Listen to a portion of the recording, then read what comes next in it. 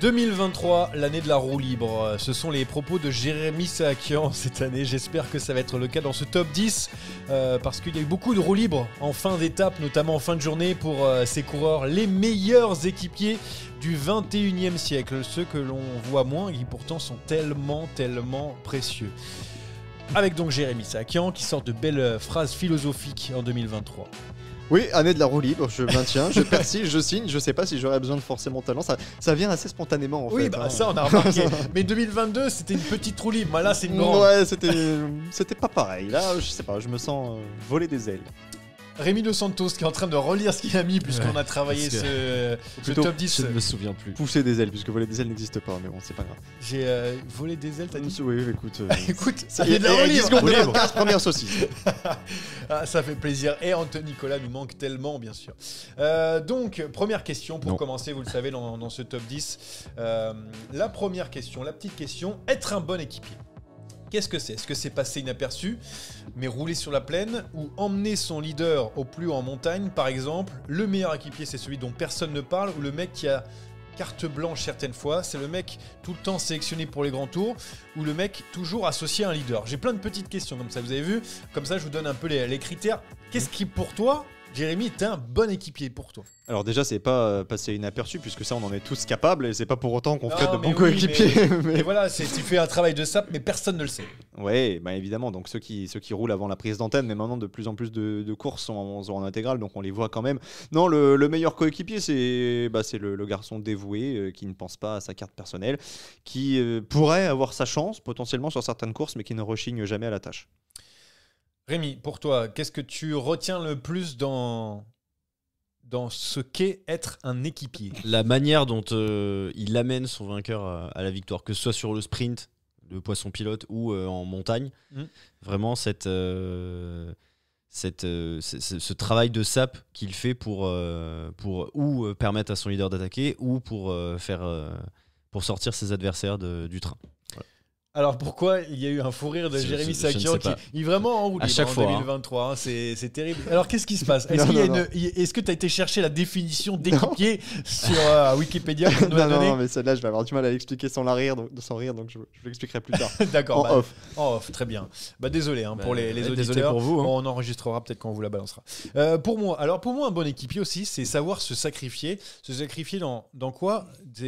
Quand on est leader, par exemple, on peut être leader et qu'on décide de faire fi de ses objectifs et de travailler pour quelqu'un d'autre. C'est pour ça que moi, vous allez voir dans mon classement, il y a pas mal de coureurs j'ai quelques mecs comme ça, qui finalement sont très bons, qui ont eu des victoires, voire des grandes victoires, mais qui ont été essentiellement équipiers et qui ont sacrifié, il y en a un, je sais à qui tu penses. Leur palmarès on verra, pour essayer de faire gagner un autre coureur meilleur. Est-ce qu'on va récupérer Jérémy Sakian ? On sera en duo aujourd'hui sur ce podcast. Je crois, malheureusement.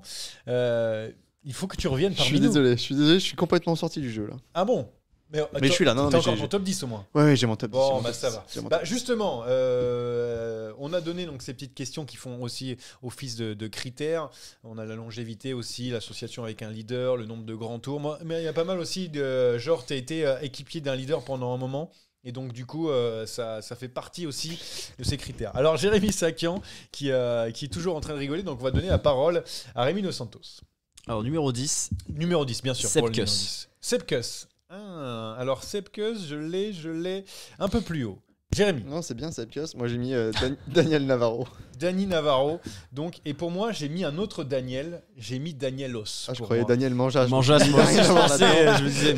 Meilleur coéquipier sur les podiums de petites courses françaises maintenant, puisqu'il n'est plus sur le Tour de France depuis un certain temps. Bon. Tu as repris tes... Oui, il faut. Tu t'es remis tes émotions. Alors, tu veux que j'explicite pourquoi Navarro ? Normalement, on commence par toi. On va pas commencer à. Non, parce que tu as parlé de l'association emblématique avec un leader. Daniel Navarro, c'est Alberto Contador, c'est Astana 2010, c'est le coureur qui fait tout exploser dans la Madeleine, qui fait perdre ses illusions à Cadel Evans. Il ne reste qu'Andy Schleck avec Alberto Contador. Et c'est un équipier fidèle, c'est aussi un moment marquant parce qu'il incarne vraiment ce Tour de France-là, cette étape-là en particulier. dans une équipe Astana qui était quand même relativement faible, même s'il y avait Vinokourov qui sur cette montée-là avait fait le tempo un peu plus tôt, mais il faut se rappeler de la configuration, hein, tous les coureurs d'Astana de 2009 partent chez Radio Shack avec Armstrong, donc les Clodon, les Leipheimer, les Brajkovic, etc. Donc il reste pas grand monde pour entourer Contador, et heureusement il a ce Dani Navarro entièrement dévoué. Alors c'est pas l'équipier du siècle, mais pour tout ce qu'il incarne, allez, la 10e place est plutôt méritée. Ok, moi je suis d'accord. Moi il grattait aussi à la porte Dani Navarro. J'ai mis un autre coéquipier de Contador, tu le verras un petit peu plus tard. Pour la 10e place, Rémi, j'ai déjà oublié, ça m'est sorti de la tête parce qu'il fallait que je gère Jérémy et son fou rire. Aujourd'hui je suis un enfant. Sebkus, que j'ai aussi que j'ai plus haut, Sebkus en effet, et donc 10e place. Je le mets 10e parce que ça peut moi, je trouve que ouais, alors il se sacrifie, il y a pas de souci, c'est quand même un mec qui a du talent. À mon sens, il pourra pas jouer sa carte sur un grand tour. Sur 3 semaines, c'est impossible parce qu'il y a toujours des chutes. On l'a vu sur une Vuelta, je crois, il y a 2 ans maintenant, où il a eu un petit peu ce côté un peu leadership et puis il s'est écroulé. Non, pour moi, il peut pas être leader sur un grand tour, donc je pense que le mec est conscient de ses capacités, mais par contre, il rechigne pas à la tâche. On le voit avec Roglic sur la Vuelta, ou même sur le Tour 2021, où il a énormément roulé. Il va gagner aussi. C'est souvent lui qui est en dernier dans la montagne, avec Roglic et Vingegaard. C'est ce mec qui fait tout péter. Non, il y a quelqu'un d'autre maintenant. Qui est dernier en montagne. Oui, avec un maillot vert. L'aigle des Rental. J'ai mis en meilleur équipier en numéro 1. L'aigle des Rental. Numéro 1, Wout van Aert juste pour une étape. Bref. L'aigle des Rental. Il faut bien qu'on parle d'Anthony Nicolas dedans. Du coup, voilà, pour l'instant, je comprends. Mais dans 5-6 ans, quand on fera le bilan de sa carrière, enfin, quand il sera à la retraite, peut-être qu'il sera plus haut. Parce que en fait, ça va dépendre de ce qu'il fait déjà à partir de maintenant. Évidemment, des victoires de son leader, parce que un coéquipier, tu le comptabilises aussi à l'aune des victoires de son leader. Ouais, il commence à vieillir, Sebkus maintenant. Tu 27, 28. Tu le vois dans une équipe genre, je sais pas, l'Auto Destiny en tant que leader. Je dis n'importe quoi. Non, je pense que la soupe est très bonne chez la Jumbo-Visma. Attention à la soupe quand même. Quand je parle de soupe, je parle de revenus. Oui. Je pense que c'est un coureur qui est fait pour ça. Et qui se complaît dans ce rôle-là, qui est apprécié visiblement, en tout cas son travail est apprécié humainement, je ne sais pas, j'ai pas les infos, mais dont le travail est apprécié, puisqu'il est régulièrement sélectionné sur les grandes courses. Et je ne pense pas qu'il ait la caisse pour devenir leader. Ça ne veut pas dire qu'il ne tentera pas l'expérience d'ici 1 ou 2 ans, qu'il sera peut-être lassé de ce rôle-là, mais à leur H, pour moi, il est là où il doit être. Très bien. Alors pour moi, Danielos, parce que un Peter Sagan sans un os, et alors je parle du coureur, pas de l'os du bras ou un truc comme ça, je te vois me regarder comme ça. Ouais. Non, je me demandais où t'allais. Je te voyais t'enterrer. C'était compliqué ça. C'est juste que voilà, Peter Sagan a quand même connu une période faste. Je sais que si vous nous écoutez en 2023, vous pensez que Peter Sagan est un coureur que lambda, mais non, bien sûr que non, puisqu'il a gagné beaucoup de courses. Et Danielos, c'est lui qui l'a amené un petit peu partout, poisson pilote, même il a été précieux dans les classiques et tout. C'est le mec chevelu qui était toujours avec, qui rigole avec, et même il l'a suivi un peu partout. Donc voilà, pour moi, Danielos, c'est Peter Sagan aussi, et donc ça fait partie d'un équipier fidèle. La fidélité, c'est important. Il va être insupportable. Il va être insupportable. Ouais, je ne vais rien rajouter à ça, tout très complet. Allez, 9e place, Jérémy. José Iban Gutiérrez. Ah, Gutiérrez. Mika Scherel, que j'ai plus haut aussi. Et moi, c'est Michal Kwiatkowski. Très bon choix. Merci beaucoup. Alors pourquoi José Iban Gutiérrez ? Parce que c'était un très très gros rouleur. Je pense que Rémi l'a apprécié en tant que coéquipier d'Alejandro Valverde. Moins grimpeur, mais il avait aussi cette propension à sortir de ses fonctions, essayer de prendre des échappées pour servir de point de relais. Je me rappelle de lui dans la descente du Galibier en 2007. Il revient d'ailleurs sur le duo Contador-Popovic qui était parti en éclaireur, en chasse-patate derrière Soler. Et il avait sauvé la mise ce jour-là à Valverde. Donc, un coureur qui a souvent Carlos été... Soler. Non, c'était Mauricio. Pardon. Oui, parce que Carlos Soler, c'est un joueur de foot. C'est le joueur de foot. Je me mélange les pinceaux, moi. Bref, je sais plus où j'en étais. Non, un très gros rouleur qui a été très précieux pour la caisse d'épargne pendant de nombreuses années. Très bien. Pour toi, Rémi, alors tu as mis Michael Scherel. Ouais, c'est l'association avec Romain Bardet déjà, parce que en fait, sans Scherel, Bardet, c'est pas la même chose. Ouais. Notamment 2016. Encore la fidélité récompensée. Ouais, exactement. On a vraiment un vrai duo et un homme de l'ombre qui est indispensable. pour Romain Bardet. L'attaque à 2 pour que Bardet a gagné au BT en 2016. C'est l'incarnation du coéquipier qui vient aider son leader. Ouais, pour moi, Chirel, c'est la 2e place sur le Tour de France de Bardet. Et en plus, pour l'avoir interviewé et l'avoir rencontré à plusieurs reprises, un mec très charmant. Et ça compte. Vous verrez quand je vais donner mon classement pour Mika Chirel. Bon, Kiatko, pour moi, tout simplement, le mec a roulé pour Froome, Thomas, Bernal. Il a sacrifié une partie de sa carrière, alors qu'on sait très bien le coureur que c'est. Il est capable de remporter de grandes courses. L'Amstel, il n'y a pas si longtemps que 3 victoires que ça. Voilà. Milan-San Remo, voilà. Donc il y a eu quand même championnat du monde, championnat du monde. Oui, évidemment, encore avant. En fait, c'est juste que il a beaucoup de victoires, donc ça, ok, vous me dites, ouais, mais il a de la victoire, c'est pas qu'un équipier. Mais quand même, la plupart du temps, c'est un équipier pour des gros coureurs. Et je trouve ça vraiment hyper fort de sa part, mentalement, de dire, écoute, moi je suis très fort, mais c'est pas grave, je vais rouler pour les autres. Après, et son banquier est d'accord avec toi, je pense. C'est ce que j'allais dire. Il y a un petit banquier qui passe par là qui dit, bon, moi je trouve ça très, très bien d'être équipier. Voilà. Donc pourquoi 9e Kiatko j'aurais mis beaucoup plus haut s'il n'y avait pas toutes ces victoires, parce qu'il est quand même passé par il a fait gagner Froome, Thomas et Bernal, donc c'est quand même pas mal sur le Tour de France, bien sûr. Je comprends. Et autres. Non, mais moi pour ma part, il est pas dans le top 10 à cause de ses victoires, mais je comprends l'argument. Allez, on enchaîne avec la 8e place pour Jérémy, donc de ce top 10 des meilleurs équipiers du 21e siècle. Dries Devenins, très compréhensible aussi. Danielos, voilà, Tiralongo pour moi. Je vais parler d'un ancien équipier de Contador. Tiralongo. Donc, à toi la parole, Jérémy. Ouais, Dries Devenins, c'est pas le plus talentueux, mais on connaît quand même assez peu de coéquipiers qui sont capables de renoncer à une sélection pour des mondiaux parce que son chef de file dans l'équipe à laquelle il appartient court en face. Donc ça, c'est quand même un moment assez marquant. Et il a dit, non, moi je veux pas rouler pour Wout, je reste fidèle à Julien, qui est mon leader le reste de l'année. Et sincèrement, j'ai beau réfléchir comme ça, je ne trouve pas de précédent. Donc rien que pour ça, Dries Devenins, pour moi, mérite de faire partie du top 10. Encore une fois, c'est pas le coureur le plus talentueux, c'est pas celui dont on se rappellera dans 15 ans, mais pour Julien Lafilippe, je pense que ce signe de loyauté restera gravé quelque part dans sa mémoire. Danielos, donc pour toi, juste un peu après moi. Ouais, j'ai pas grand chose à rajouter par rapport à Sagan. Il a aussi été un très bon équipier pour Evans, un petit peu. Oui, c'est vrai. En plus, avant, il était à BMC. Liquigas, même avant, il a dû aider pour Viviani, peut-être à l'époque, je sais plus, je t'avoue. Bref. Mais ouais, alors voilà. En plus de Sagan, voilà, il a un peu aussi bossé pour Evans chez BMC. Il a aussi bossé pour Vanguard Run, mais bon, ça. Oui, avec moins de résultats. Beaucoup moins. Mais non, voilà, c'est tout. C'est tout ce que j'avais à rajouter. Puis c'est un garçon qui régulièrement hausse le niveau aussi, donc ça, c'est assez intéressant. J'étais en train de regarder autre chose, et donc, du coup, c'est dur, là. C'est très, très dur. Ouais, mais bon. Est-ce qu'on peut ressentir il a carrément lâché le micro, il a fait, c'est bon. La séquence de Rémi quand il comprend la blague. Ok, donc très bien, c'est filmé, et toi, c'est enregistré. C'était qui Quoi ? C'était qui ? Je sais plus qui c'était. Paolo Tiralongo. Évidemment. Tiralongo, donc 17 ans dans le peloton. Il a été équipier de Cunego, de Contador, de Nibali et de Haru. Quand même, c'est pas mal. C'est donc, pas mal. Pour moi, ça mérite largement la place dans ce top 10. Donc 8e pour ce grimpeur de poche qui n'a pas gagné grand-chose, mais qui a su aider ses leaders et les faire gagner. Et ça, c'est beau. C'est important. Et puis il a roulé sa bosse, du coup. Voilà, j'en étais sûr. Ça enchaîne. C'est nul. C'est nul.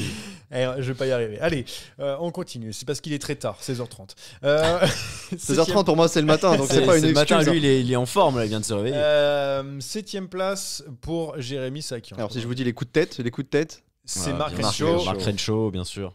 Oh, le coup de tête. Ah oui. Oh, le deuxième coup de tête de Renshaw. Oh, que Voilà, ça, c'est pas bien. je l'ai. non, ça c'est pas bien. Ça c'est pas bien. Ah, ça c'est pas bien, ça, hein, mon cher Titi. Il est parfaitement Tirer placé, Adam, magnifique. Oui. Je dis Titi, c'est pour tirer Oui. Adam. Oui, Pas- on avait pas compris. Tiralongo. Je le dis. Oui. Part. Oh là, On ça- va- alors ouais. là, c'est un festival. C'est le cirque aujourd'hui. Franchement, il va être dur à écouter ce podcast. On s'excuse s'excuse tout le monde. Bref, je sais même plus ce que ça dit. Mark Renshaw. Mark Renshaw. Rémi. Adam Hansen. Adam Oui, Hansen. Ah oui, oui. Et septième pour moi, Sepkus. ça va loin. Sepkus, que du coup, On a déjà parlé de Sepkus, on a compris. Ça n'intéressera personne. Bah, je pense que le podium n'intéressera personne parce que personne ne dépassera la 6e place. Essaye d'intéresser un petit peu les auditeurs, s'il te plaît, avec ta 7e place. Alors, j'ai noté pour Mark Renshaw. Ok, il mettait des coups de tête, mais c'était surtout un sacré poisson pilote. Peut-être le meilleur que j'ai eu l'occasion de voir, parce qu'on parle beaucoup de Michael Morkov, mais je pense que Mark Renshaw c'était un petit ton au-dessus quand même. Ah oui. Alors, en termes de poisson pilote. On aura débat tout à l'heure, parce que figure-toi que j'ai aussi Morkov et Renshaw, mais que Morkov pour moi dépasse Renshaw. Mais c'est le cas de mon classement. Pour moi. C'est le cas de mon classement aussi, mais j'ai bien précisé en tant que poisson pilote. Très bien. Mais non, mais en vrai, Renshaw c'est incroyable. C'est-à-dire que le mec, il t'a emmené. Il était capable de finir en deuxième position derrière tellement il allait vite. Le problème, c'est que il a essayé en tant que leader. Ça n'a pas réussi. Non. Ouais, et après, il a retourné poisson pilote. Il y a des mecs qui mentalement sont pas programmés pour être leader. C'est ça. Mais qui est incroyable. Moi, je me rappelle sur les Champs-Élysées. C'est quoi cette fou, image avec HTC, où le mec, ouais. il emmène Cavendish, Supersonic à l'époque, intouchable, mais ils font 1 et 2 tellement. Dès qu'il l'emmène, il n'y a plus personne dans la roue. C'est incroyable. La puissance de Renshaw qui a emmené très très haut ses leaders au sprint aussi. À toi, Rémi. Alors, Adam Hansen, parce que le record de 20 grands tours consécutifs. Non, mais ça, c'est incroyable. Ça veut dire que tu joues pas ta carte, en fait. Ça, c'est clairement surtout que quand tu vois comment ils finissent éreintés sur chaque grand tour, c'est-à-dire que le mec, il doit à chaque fois avoir une récupération de malade, mais surtout, il ne doit pas tout donner à chaque fois. Sinon, ça me paraît impossible. Non, pour moi, vraiment, c'est le mec qui était là pour aider, pour aller chercher les bidons et tout. Il gagne quand même une étape du Giro et de la Vuelta sur la durée. Donc pour moi, Adam Hansen, c'est vraiment le mec qui était là pour faire le boulot pour ses leaders, qui soient tranquilles. Je pense que même le soir, il les bordait dans le lit pour qu'ils puissent bien dormir et tout. En dehors du vélo. Ouais, c'est sûr. Et maintenant, il fait une histoire. Oui, exactement. Je pense que maintenant, il fait des Ironman. Hein. Donc là, c'est un peu plus pour ta gueule. Mais je pense que quand tu l'as derrière, c'est une vraie brute. Tu peux pas s'arrêter quoi. J'ai plus de grand tour, c'est pas grave, je vais faire un Ironman. Tant pis. Le mec c'est une vraie brute. C'est une machine pour Adam Hansen. Donc normal qu'il soit dans ton top 10. Il ne l'est pas pour moi, mais il grattait. Il fait partie de ces noms en gras qui sont sur le côté pour moi. Jérémy, pas avoir beaucoup de gras. Hein. Non, pour Adam Hansen, non, pour faire un Ironman, je ne pense pas. Mon 6e, c'est Michael Morkov. 6e Michael Morkov. 6e place, Rémi. Mark Renshaw, ok. 6e place pour moi, Mika Scherel. Donc on en a parlé, donc je peux vous le faire vite fait. Donc équipier fidèle, qui est toujours chez AG2R à l'heure où on se parle. Mais après, si vous écoutez ça dans 2 ans, c'est mal barré. Et d'ailleurs, j'aimerais rajouter que depuis qu'il n'y a plus Bardet, qu'il n'y a plus il a pas eu un grand leader chez AG2R, on voit beaucoup moins Mika Scherel. Ben oui, c'est comme Mark Renshaw sans Cavendish, tu vois, ça a été plus compliqué. Jérémy, Morkov. Donc on avait ce débat. Morkov, pour toi, peut-être un peu en dessous de Renshaw, mais pourquoi moins bon poisson pilote. Pour moi, c'est une évidence, même si Michael Morkov est unanimement reconnu pour ses qualités. Mais Michael Morkov, il a connu plusieurs carrières de coéquipier. Il a commencé en faisant le sale boulot sur les grands tours, notamment coéquipier de Contador. Je rappelle que Michael Morkov a aussi porté, alors c'est anecdotique parce qu'il était en début de Tour de France, mais le maillot de meilleur grimpeur du Tour. Et ça, c'était pas du tout dans les cordes, dans le registre de Mark Renshaw, et avoir réussi à opérer cette jonction-là, avoir réussi à s'imposer comme le meilleur poisson pilote du monde après avoir connu cette première carrière, je trouve ça assez fort. Et puis Michael Morkov, c'est aussi un bon rouleur qui a fait ses preuves sur la piste, donc voilà, pour tout ça, plus complet, peut-être un meilleur coéquipier que Mark Renshaw. Alors, première participation au Tour de France en 2012, il endosse le maillot à pois, donc lors de la première étape, jusqu'à la 7e étape quand même, donc il la garde un petit peu. Il a bien gardé. Il a gagné sur la Vuelta, donc pour Michael Morkov, qui est une récompense, donc en 2013, et il le méritait. Donc du coup, c'était Renshaw pour toi. Mark Renshaw, j'ai pas grand chose à rajouter. Meilleur poisson pilote à l'époque pour le meilleur sprinter de l'époque.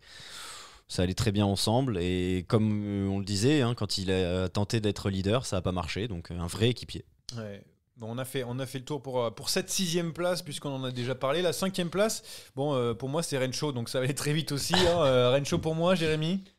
Tim de Klerk. Team de Klerk. Team de Klerk également. Ah, moi je l'ai elle est belle. Oh, c'est beau. C'est-à-dire qu'on a des coureurs en haut, on doit pas avoir le même. Mais moi j'ai une petite surprise, vous verrez. Du coup, Renshaw, on a déjà parlé, on l'a dit. Donc, alors, Team de Klerk. Incroyable, Team de Klerk. Le tracteur. Ça, c'est un beau surnom, ça. Ouais, pour notre ça, top 10 ça des c'est surnoms. vrai.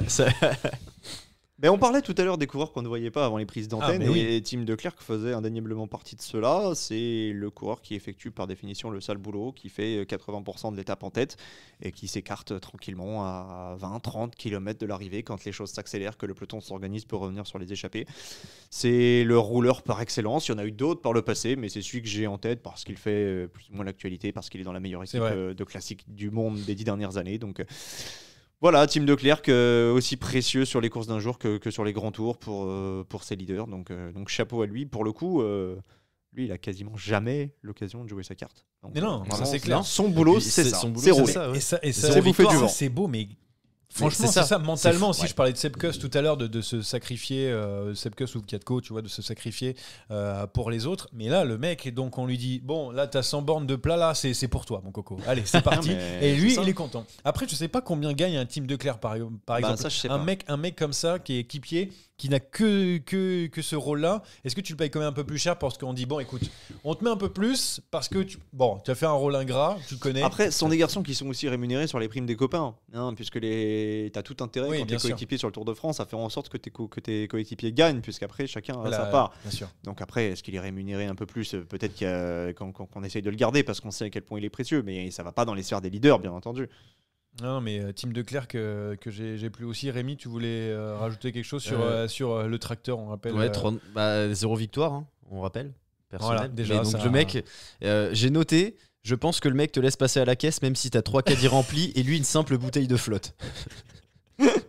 C'est très bon. C'est très bon. C'est très bon. C'est la réalité. Team de Klerk qu'on adore. Est-ce qu'il parle français? Non, on ne sait pas s'il parle français. Team de Klerk. Je pense qu'il est de l'autre côté de. Il est de l'autre côté, ça c'est sûr. Mais... Ouais, après, la plupart des Belges ont des notions dans les deux langues, à part Gilou. Ce que j'ai. Le français, mais pas du tout quoi. Le français, Gilou, rien. Non, rien du tout. Non mais Gilou, t'inquiète pas. J'ai vu passer 2-3 messages sur Twitter. Il mérite ses petits tacles. Ah oui. Voilà. Il est toujours. Jamais bien loin pour chambrer. On a parlé d'Anthony Nicolas, on a parlé de Gilou. C'est normal. Oui, et t'inquiète pas, attends, dans les mentions, il y a un invité surprise. Je sais déjà qui c'est. Donc, on arrive maintenant à la 4e place, c'est ça, hein, si ma mémoire est bonne. Tout à fait. Jérémy. José Joaquim Rojas. Ah, Rojas, que j'ai pas mis, qui est dans vainqueur du Tour Down Under. Qui a gratté. Oui.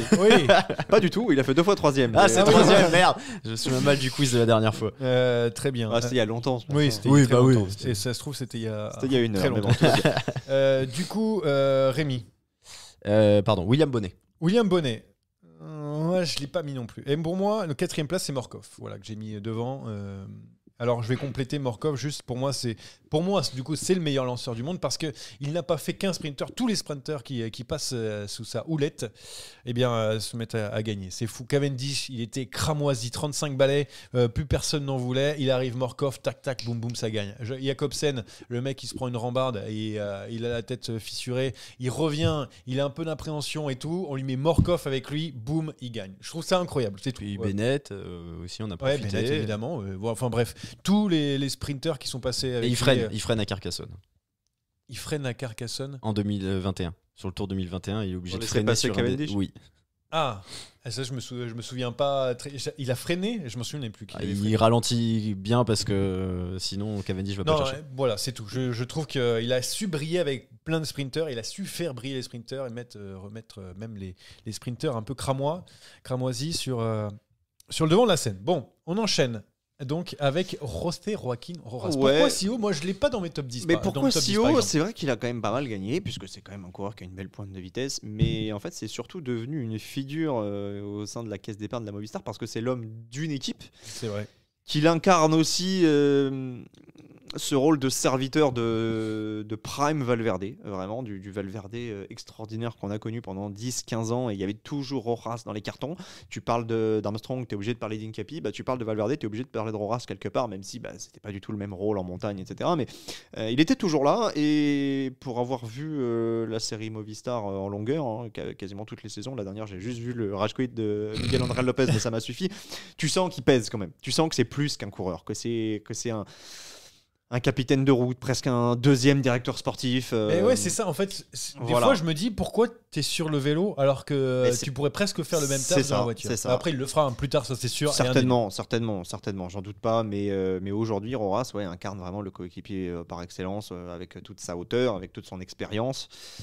Et oui, tu peux le considérer peut-être un petit peu trop dans ce classement parce qu'il a plus gagné que les autres. Je ne considère pas. Parce que moi, je l'ai pas mis, mais c'est peut-être à tort. Hein. J'en ai plein aussi dedans. Ça se trouve, j'aurais pas dû les mettre. Mais c'est juste que voilà. Bon, après, quand je vois mon classement, c'était aussi. C'est du grand n'importe quoi. Non, c'est pas ça. Mais alors, ça l'affecte. T'as le droit de le considérer. C'est ça. C'est que c'est par rapport aux événements que j'ai vus, que j'ai vécu. De toute façon, tous nos top 10 sont souvent. Oui, mais là, le top 10, de toute façon. mais vraiment le top 10 des équipiers, je pense que. Il y en a tellement. Moi, tu peux en faire 10 crédibles avec à chaque fois des noms différents. J'ai 30 noms là que j'avais notés sur cette époque qui pouvaient rentrer dans mon top 10. Tu peux prendre des mecs qui sont pas du tout cités, même dans tes mentions ou pas, et qui pourtant auraient leur place dans le top 10. Ouais. Donc, tu vois, qui va te citer Wim Van Sevelan, qui va te citer José Luis Rubira, des mecs comme ça. Stéphane Auger, si tu veux. Je sais pas, je mets les mecs que j'ai mis là. J'ai fait toutes les équipes à peu près. Voilà. J'ai même mis Guerin Thomas, pour vous dire. Dans mes mentions. Ça peut. Rémi, à toi. Donc pour William Bonnet, qui est souvent assimilé à une image. Et pas la bonne. Qu'on aimerait plus se rappeler. Non, c'est vrai. Non. Après, dans la lignée de Tim de Klerk, en fait, déjà c'est l'homme d'une équipe. Hein, ou de Roras, le mec qui était un peu là sur les Tours de France dernièrement pour être. En fait, c'est juste le pote de Pinot qui le rassurait et tout, qui murmurait à l'oreille de Pinot pour faire l'oreille des chevaux. Oui, on avait compris. Si t'expliques, c'est que c'est pas bon. Ça, c'est vrai que c'est une constante. Si t'expliques même toi, tu dis ça. C'est-à-dire que moi, je les explique pas parce qu'on sait d'avance qu'elles sont pas bonnes. Donc, j'ai pas besoin de me le prouver. Ok, très bien. Bon, vas-y, Rémi. C'est vraiment l'équipier par excellence, comme les teams de Klerk. Hein. Le suiveur lambda, William Bonnet, il le connaît pas. Hein. Donc sa dernière victoire, elle remonte à 2010. Donc c'est pas quelqu'un qui est. Et il fait top 10 d'un championnat du monde. Il fait 8ème du mondial en 2016. 8 ou 9. Qatar, c'est ça Tout à fait. C'était le seul Français qui n'était pas dans la bordure. Ça, c'est incroyable. Donc, voilà. Donc ça, je l'ai noté. Je l'ai noté parce que justement. J'ai noté big up pour son top 10 sur les mondiaux 2016. Mais oui, c'est le mec qui bosse, qui parle à ses coéquipiers, qui est là pour porter les bidons, pour donner une roue s'il y a besoin. Enfin voilà, c'est le mec qui ne pense pas à sa gueule. Et comme Tim de Klerk, pour moi, ils sont normal. C'est normal de les voir dans le top 5. Oui, bon, écoute, moi je l'ai pas non plus dans le top 10 comme quoi, chacun. Ah oui, non, mais tu peux pas. Mais je comprends tout à fait. Bah non, vous allez voir. En plus, c'est un peu n'importe quoi sur la fin. On enchaîne avec le podium. Alors, petit truc, c'est que j'ai oublié de mettre le jingle au début du top 10. Donc, du coup, je vais le mettre sur le top 3. Avec le son.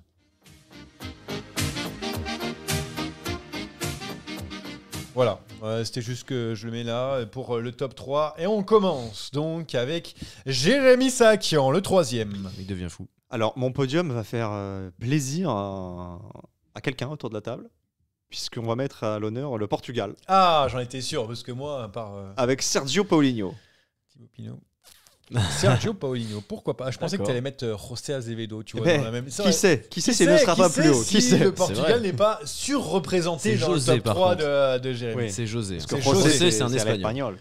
C'est vraiment trop moche. Il sait, puisque c'est le prénom de Padre. Donc. Ah bah oui, mais c'est ton oncle en plus, Azevedo. Rémi. Il a une grande famille, Rémi, il faut le savoir. Michael Morkov. Et moi, j'ai un de ses coéquipiers, Tim de Klerk. Voilà. Donc, on a parlé. Tout le monde a pensé le tracteur, un sarro tout seul, la pampa, et puis je finis à 50 minutes. Jérémy.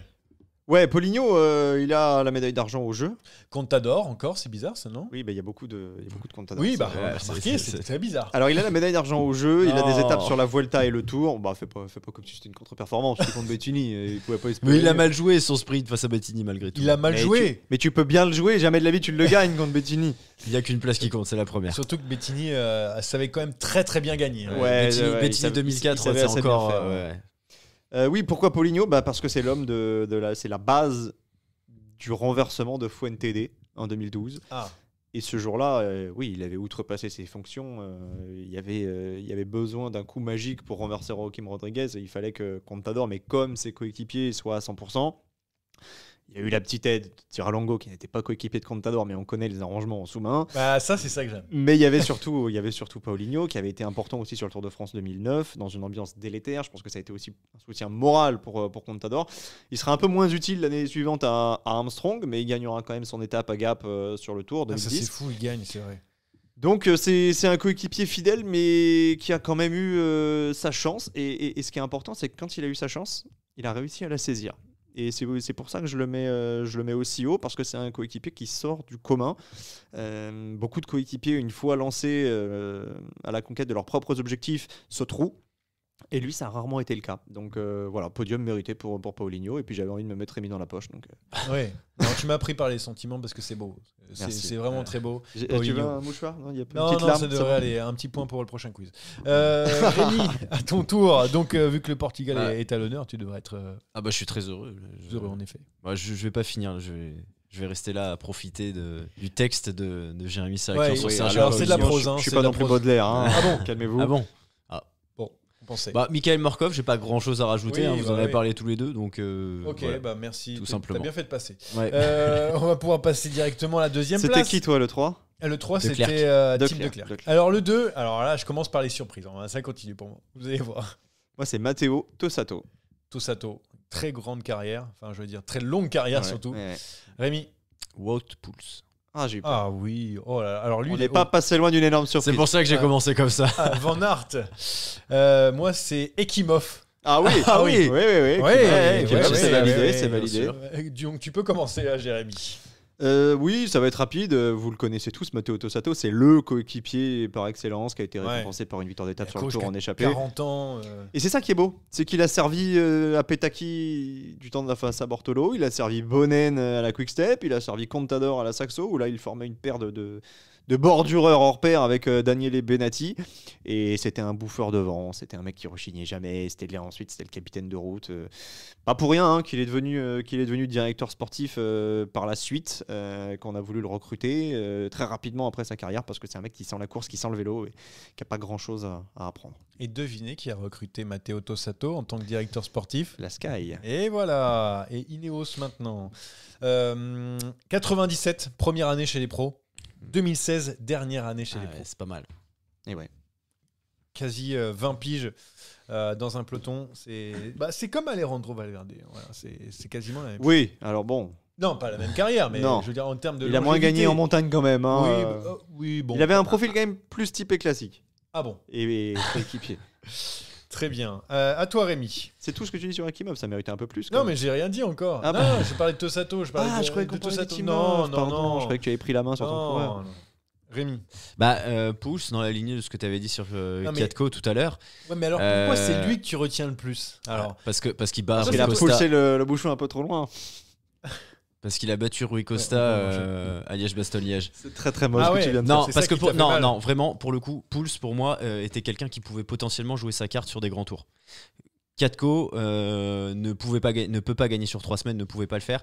Il a gagné des tours d'une semaine et c'est, je pense, son max. Que Poels, j'aurais bien aimé en tout cas le voir être leader sur une Vuelta ou un Giro, voire même un Tour de France, on sait jamais. Il a été leader, mais pas à la belle époque, quoi. Mais voilà, c'est son prime, il l'a passé en tant qu'équipier de Froome, Thomas et compagnie chez Sky Ineos en fait. Et du coup, le mec, évidemment, en accord avec le banquier, toujours, hein, ce même banquier. Sacré banquier, même que Kiatko, hein, c'est vrai. Hein. Sacré banquier. Il s'est dit, écoute, on va se mettre au service de ces mecs-là et tout.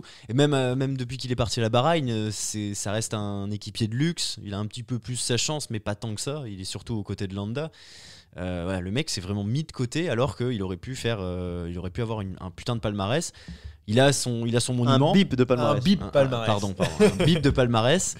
Et il a quand même un monument, mais j'aurais bien aimé voir quand même jusqu'où ça aurait pu aller. Après, avec un petit moteur dans le vélo, et il aurait pu aller très très haut. Parce que, est-ce que vous vous souvenez de cette Langlero. Voilà. Ah oui, je m'en souviens. Qui elle portait tu as des preuves? Christopher Froome. Mais non, t'as pas de preuves. T'as combien de preuves toi aussi quand tu balances que Cancellara a un moteur dans le vélo sur un certain Paris-Roubaix? J'ai pas de preuves, mais j'ai l'intime conviction. Eh bien, ça me suffit. Il est coupable. Cancellara est coupable. Très bien. Pour moi, ce sera un Russe, donc Vyacheslav Ekimov. Alors, C'est vrai qu'il a commencé dans les années 90, même au début des années 90, mais je me devais de mettre quelqu'un de l'ère Armstrong, parce que Ekimov, qu'est-ce qu'il a fait? 3e de Paris-Roubaix. Non, mais champion olympique du chrono. Il s'est voilà, dopé. 2 fois d'ailleurs. Mais non, surtout 15 Tours de France à son actif. Et dans les 15 Tours de France, il a gagné 6 fois. Enfin, il a été rayé 6 fois. Donc non, mais c'est même une longévité à toute épreuve. Il roulait tout le temps. Ah là, c'est sûr voilà, on peut plus rien dire. En 2023, on peut plus rien dire. Il n'a pas été rayé 6 fois, il y a forcément des années où ils l'ont laissé. Non, mais je parle parce qu'il a dit 6 fois vainqueur du Tour avec Armstrong. Mais oui, du coup, non, 6 mais fois rayé du Tour avec Armstrong. D'accord. Non, je pensais qu'il a gagné 6 étapes, pas du tout. Non, je suis à l'ouest. Non, mais après, il a gagné quelques courses quand même. Mais c'est juste que c'était le mec qui était pareil. C'est un petit peu un Tim de Klerk. Un peu plus puissant parce qu'il était plus fort dans les classiques, on lui donnait sa chance. Mais voilà, c'est le mec qu'on voyait en début d'étape sur le Tour de France et après terminado. Mais bon, il a quand même gagné une étape du Tour de France, de la Vuelta, champion olympique en 2000 et 2004 et champion olympique de poursuite par équipe en 88. 2004, celui qui a gagné a été rayé. C'est vrai, c'est ça, oui, tout à fait. Ah bon? Oui, Taylor Hamilton. Mais non, il a été rayé. Ouais, il était rayé. Donc il est 2 Curieux fois quand même. Hein. C'est fou. Voilà pour Ekimov. Je l'ai mis là parce que voilà, c'est pareil, c'est mes premiers Tours de France avec cette brute épaisse qui roulait comme un cinglé dans la plaine et après qui laissait les artistes dans la montagne et les plus grands artistes. Allez, la première place, Jérémy Sakian. Eh ben c'est un Portugais. José Azevedo. Mais non, t'as mis José. José Azevedo, number 1. Moi j'ai mis un voisin d'Ekimov. Oula. Un voisin d'Ekimov. Un voisin d'Ekimov. Polonais. Non. Schmist. Un voisin d'Ekimov. Mais c'est un russe ou c'est un voisin de la Russie? Un voisin de la Russie. Alors là, voisin de la Russie. Un biélorusse. C'est Kirienka. Vasil Kirienka. Eh ben, fallait le chercher celui-là. Vasil Kirienka. Ouais. Et pour moi, c'est Richie Porte. Oui. Voilà. Ça s'entend. Vous allez voir pourquoi. Je vais donner mes arguments. Richie Porte, il m'est venu tout de suite. Voilà. Vas-y, commence avec. Comme toi, il y avait besoin d'un US Postal époque Armstrong. Ah bah oui, évidemment. Donc j'ai choisi le mec qui a fait 5e du Tour tout en se mettant minable sur toutes les étapes. Tu préfères faire 5e du Tour en te mettant minable sur toutes les étapes ou 5e du Tour avec une clavicule en moins? Alors il avait fait 4e celui qui a pardon, excuse-moi. Il fait 4e. Donc ton tu préfères ne fonctionne voilà, pas. En plus il gagne une étape. Et en plus, pardon. Et tu préfères quoi? Une étape. Je préfère quand même faire 4e. La clavicule. 4e ou 5e. Oui, mais non, mais avec la clavicule. Non, oui, mais dans la performance. Franchement, une victoire d'étape, ça vaut bien une clavicule. Dans la performance, c'est quand même mieux de faire 4 avec une clavicule. Après tu souffres peut-être un peu plus, quoi. Donc Azevedo c'est Armstrong, mais c'est pas qu'Armstrong parce qu'avant ça il faisait le larbin pour Joseba Bellocchi, c'est un pur grimpeur qui a sacrifié sa propre carrière. Alors il y a 14 victoires quand même, 14 victoires, mais 12 au Portugal, donc ça vaut ce que ça vaut. Et ça vaut rien, quoi. Et 0 en World Tour, donc ça dépend parce que voilà, si tu gagnes le Tour d'Algarve 12 fois, c'est bien. Oui. Non mais à l'époque l'Algarve il y avait personne, hein. Il y avait mon chien et la mère Michel, hein, c'est tout. Hein. Ouais, mais attention parce que la mère Michel au sprint ça envoyait des watts. Puis elle a quand même fait une équipe après. À la phrase, la mère Michel a envoyé des watts. Je suis désolé, j'étais obligé de m'arrêter. Et donc effectivement, elle a fait une équipe, la Saint-Michel, ma vie, qui est 93. Et on salue Roxane Fournier qui vient d'y signer d'ailleurs. Oh merci. Et qui doit m'envoyer des donuts, donc je les attends avec impatience. Ça fait plaisir. Ça c'est bien d'être payé en donuts. Attention. 2023, les nouvelles résolutions, faut pas trop manger. Ah non, moi j'ai aucune résolution à part la roue libre. Ah oui, c'est donc je bouffe la roue libre alimentaire. Je bouffe des mousses au chocolat, des Twix, des ce que tu veux. Allez. Non, moi il y a roue libre.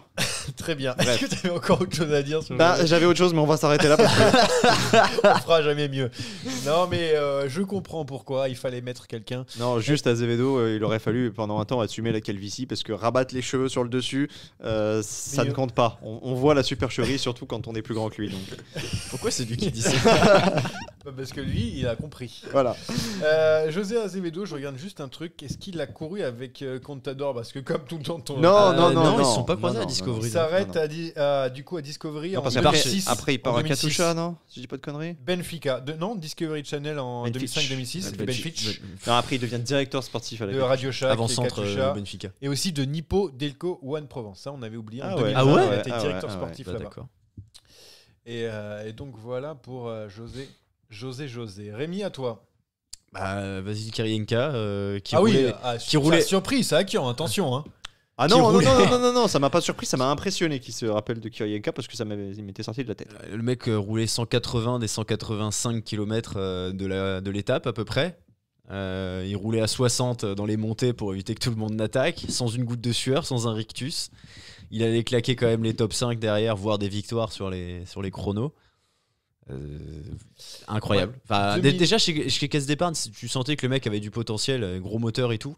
Chez Sky Ineos, c'est devenu une espèce de mutant. Avec Christian Knies, son compère aussi, qui est en école. En fait, en Sky, moi j'avais noté aussi Lucro, des trucs comme ça. Tu vois, il y a vraiment des coureurs, Yann Stannard, enfin des mecs, des roulent toujours des équipiers. Ils ont une équipe de leaders. Hein. Ouais. Donc, et qui est passé, n'empêche, par Movistar, Sky aussi, Tinkoff avant. Donc, il a pas mal vadrouillé aussi. Kirienka, c'est vrai que Tinkoff, j'avais oublié. 3 étapes du Tour d'Italie, quand même, une du Tour d'Espagne. Oui, attends, Tinkoff avant Saxo, c'était la Tinkoff où il gagne une étape sur le Tour d'Italie avec le maillot tout jaune. Et champion du monde du chrono. Champion du monde du chrono. Où il y a Coppel sur le podium, si je dis pas de conneries. Donc, je crois que oui, c'est ça, tout à fait. Si je dis pas de bip. Si je dis pas de bip. Non, c'est très bien. Viro. Donc pour Vasil Kirienka. Et pour moi, Richie Porte. Alors pourquoi Richie Porte ? Oui, mais il a été leader et tout. Non, mais le mec.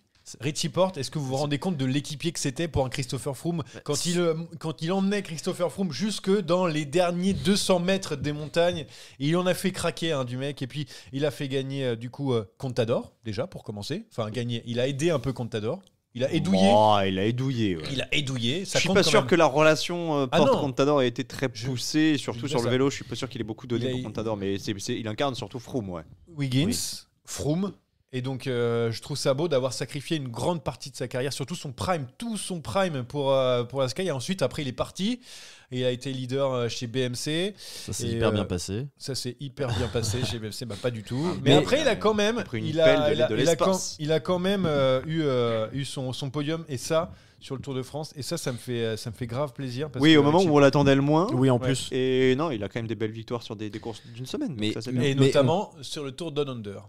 Voilà. Mais notamment dont il n'est pas le directeur aujourd'hui. Parce que c'est Ogurdi. Vous en avez des connaissances. Il a gagné Paris-Nice, Tour de Catalogne, donc Dauphiné, Tour de Romandie, Tour de Suisse, Dauphiné. Mais il a gagné tous les tours d'une semaine quasiment. Avec l'Ineos, c'est un petit peu la trek.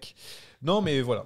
Pour moi, c'est le coureur ultime on lui donne sa chance de temps en temps, mais par contre, quand il se met en équipier, c'est un mec qui est capable de te faire gagner des étapes et des étapes et des grands tours et des grands tours. Voilà, il a été incroyable. Je trouve Richie Porte. Dans ce qu'on disait tout à l'heure, sur des mecs qui ne peuvent pas mentalement gagner des grandes courses. Il n'est pas complètement là parce qu'il a quand même gagné des grandes courses, mais c'était pas un mec qui manifestement avait les capacités mentales de gagner un grand tour. Par contre, quand il s'agissait d'aider son leader, là pour le coup, c'était le meilleur. Et sur une semaine, il était très très bon aussi. Donc je comprends ce que tu dis. Combien de top 10 a-t-il fait sur le Tour de France, Richie Porte ? Pas tant que ça. Sur le classement général, il a beaucoup abandonné. 3 2. Il a fait 5e en 2016, 3e en 2020. Ouais, et il a 3 top 10 au total sur l'ensemble des grands tours. Donc 7e en 2010 du Tour d'Italie. C'est celui où il me prend le maillot blanc. Ouais, le maillot il a le maillot blanc à la fin, mais il a le maillot rose pendant un temps. Voilà, c'est juste. Alors que Richie Porte, en vrai, dans une carrière, s'il avait joué sa carte, il aurait pu avoir peut-être d'autres podiums, voire jouer un grand tour sur la Vuelta ou pas. Non, puis moi, je me rends compte que je l'ai pas mis, mais il aurait pu taper à la porte. Ouais. Oui, c'est vrai. Et je crois aussi qu'il a le même banquier que Wout Poels. Oui, non, mais il faut plus. Je viens de comprendre. Mais il y a le même banquier que Wout Poels et Kwiatkowski aussi. Oui, probablement. Qui rappelait à chaque fin de mois, il dit bon, écoute, tu fais quoi l'année prochaine ? Il était bon dans sa stratégie mercantile. Ouais, vraiment très très fort. Ça fait dire quoi là ? Je sais pas. Mark Cavendish. Peu importe ce que j'ai failli dire, l'important c'est ce que j'ai dit. Très bien. Allez, on finit très rapidement sur donc les quelques mentions, les gens qui ont frappé à la porte du top 10. Alors, moi j'avais un Stéphane Goubert. Voilà, ouais. Équipier modèle qui a été très longtemps. Anthony Roux aussi dans la même trempe que Michael Cherel. Castroviero qui était toujours équipier et tout, mais bon après ça faisait beaucoup de Sky. Lucro aussi j'ai mis, voilà. Mais après ça j'en ai plein. Vous avez mis qui vous d'autres ? Trop de Sky, ça saoule. T'avais mis qui, toi, Jérémy?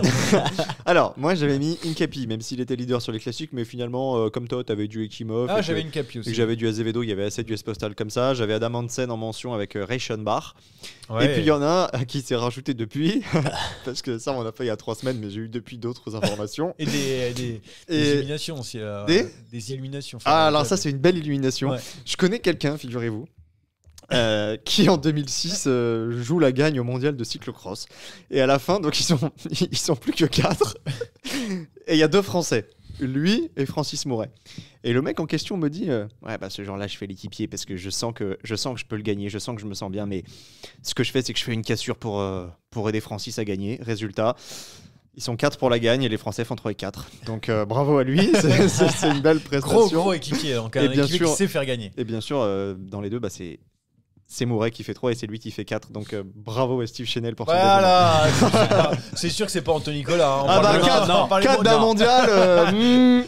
Eh ben alors, et qui est-ce qui gagnait C'est Erwin Verwecken qui avait gagné cette année-là. Et il y avait beaucoup, alors ça m'intéresse, il y avait beaucoup d'écart parce que moi j'ai envie de refaire l'histoire. Les 3 premiers se jouent au sprint et Steve doit être à 12 secondes, je crois. Tu peux vérifier, hein, tu vas mondial de 2006. Non, mais, je te fais confiance. C'est dommage. Donc Steve Chenel avec le maillot arc-en-ciel, on aurait peut-être pu le voir. Ça aurait été beau. Ah ben là, je te dis pas le prix de sa pige aujourd'hui, ce que ça serait parce que...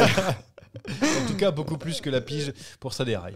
Rémi, t'avais noté quelqu'un d'autre dedans? J'avais Kwiatkowski, comme je disais. J'avais aussi Incapi aussi, était pas loin. Ah ouais, moi aussi. Hein, et Reichenbach dans mon. Reichenbach est dedans aussi. Non, moi j'en ai noté plein. J'ai Jérémy Roy par exemple, Vaugrenard, j'ai Van Emden. Tu as noté aussi Jérôme Pinault, qui est un très bon équipier, notamment pour faire des équipes. C'est pour ça que je l'ai pas dit et voilà pourquoi. Bravo. Woodpool, je l'avais aussi, mon cher une mention pour passer à autre chose que Keller. Voilà. Faut quand même expliquer à tout le monde qu'on est en bout de course, que c'est le 3e podcast, qu'on est à 2h50 d'enregistrement. Ouais, et qu'il est très tard, vu qu'il est quand même 17h. Et que 17h, bah, du coup, c'est presque l'heure du midi pour moi. Ouais, donc il va falloir c'est l'heure d'aller manger. Merci en tout cas de nous avoir écouté une nouvelle fois. Merci de nous avoir supporté. Ouais. Désolé pour la roue libre. J'espère que derrière aussi votre poste de radio, le mec il a derrière votre transistor.